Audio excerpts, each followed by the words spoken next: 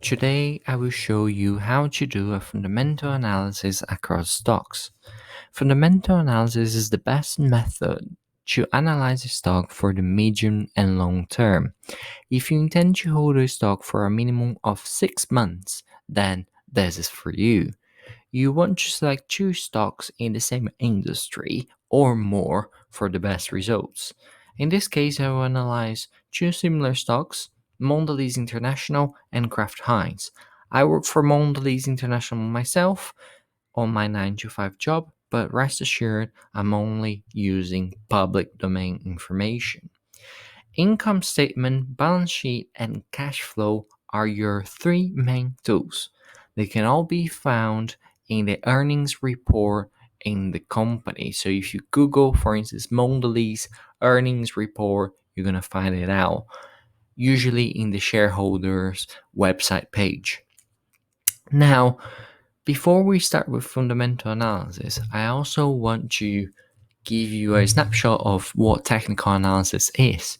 So if you intend to become a day trader, which basically means buying and selling stocks in the same day, then you should go for technical analysis. Technical analysis, all that it is based on graphical best behavior of the stock market and the company you're looking for. So you're trying to time it. What's the best time to buy and sell a company? You're going to look at recent news and events. You're going to look at supply and demand. You're going to look at volume and movements of the graph. As I said before, very short term focus, usually for day traders. I'm much more a fan of fundamental analysis. That's what Warren Buffett uses, or any of the biggest investors, really, is the one that consistently you can get great results. Technical analysis, there are few people who do it very well, but you can really count on one hand. There is Paul Tudor Jones, there are the people at Renaissance and Six Sigma, but then again, they have terabytes of information in their companies. They have so much information that you'll be competing against them, so probably not a good idea. But I will be explaining both of them because I think it's important to know, and ideally you can even apply both at the same time. You can apply fundamental analysis to understand which stock you want, and then on top of that you can apply technical analysis to see exactly when to buy that stock and then hold for the long term. So let's go through the fundamental analysis. So the first thing is the income statement. So there are three main formulas on the income statement. So first of all is gross profit, which equals revenues minus cost of goods sold. Very straightforward.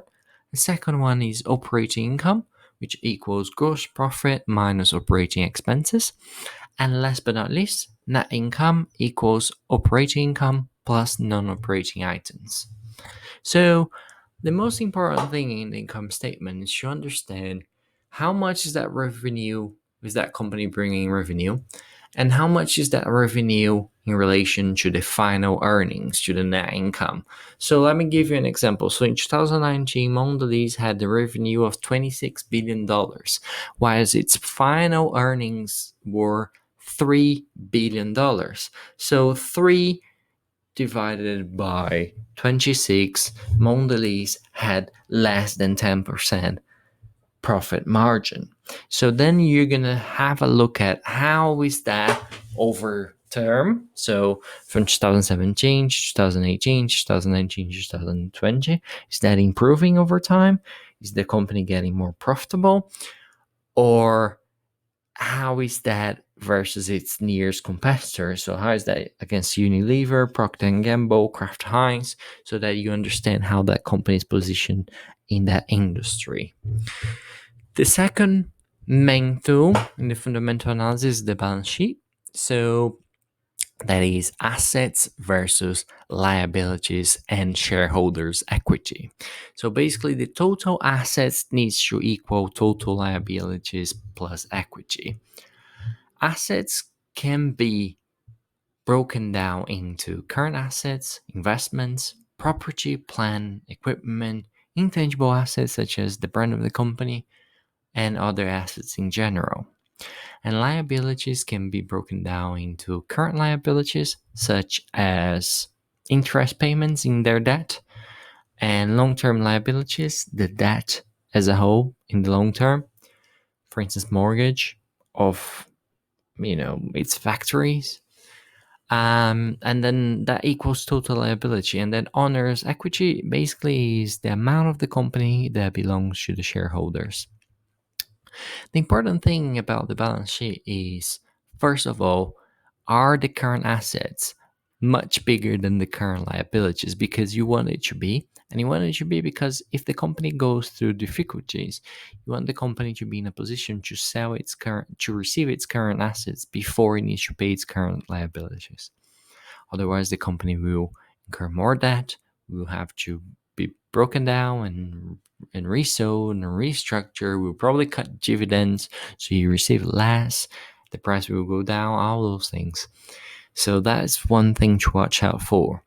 The second thing is intangible assets are really a bit of finger in the air, So, for instance, when Uber bought the electric bikes, they had to write off that investment later on because they bought it for, let's say, a 100 billion amount. Those figures aren't correct. I'm just saying more or less how it worked. So they bought for 100 billion amount, but then they had to write off, and they realized that that intangible asset wasn't worth 100 billion. It was more worth like 20 billion. So intangible assets, it's really the value of it is really to the accountant, what the accountant is going to say. Whereas the current assets, it's hard cash. You can make it up. So moving on to the cash flow. The cash flow is a bit similar to the balance sheet. It's about how short term is the company able to balance its finances. So first of all, cash flows from operating activities. That all that is what the company does for a living. So revenues minus operating expenses. Then you've got cash flows related to investment activities. That's the sale minus purchase of assets. And last but not least, there's the cash flow relating to financing activities. That is the issuing of new shares to shareholders minus raising debt. So all that creates the cash flow.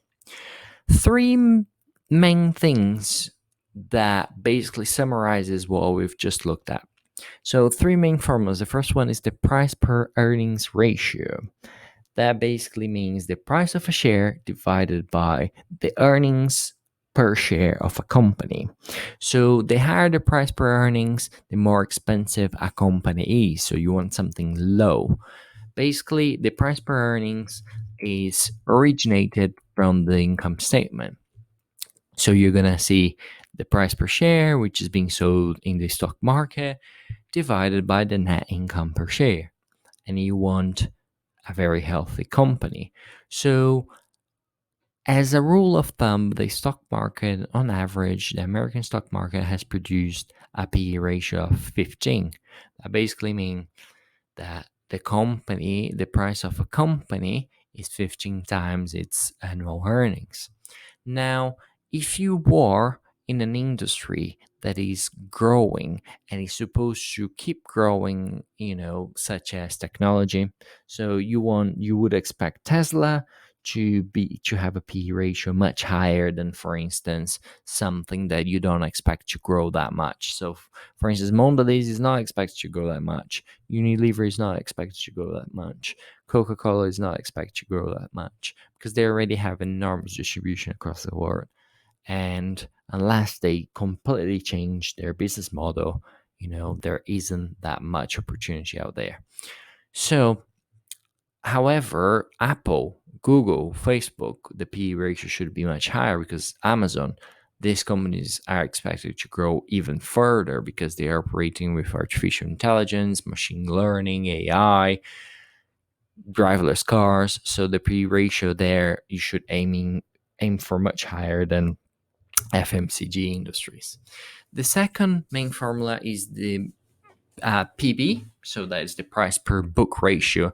So that basically means if the company sold all of its assets, would they be able to pay back the shareholders what the company owed then?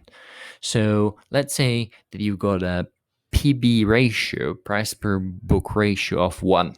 That basically means that if the company sold all of its assets, it would be able to fully pay all of its shareholders, no matter how bad the situation is. It's almost a risk-free investment. But then again, you always need to put a grain of salt on this because you never know whether the intangible assets are actually real or overstated. So, however, if you have a P ratio of 0.5, that company is a no-brainer from a value investing perspective.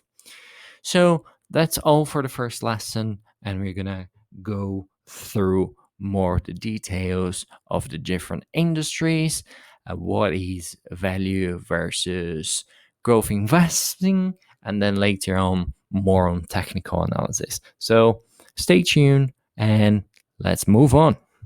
Thanks very much.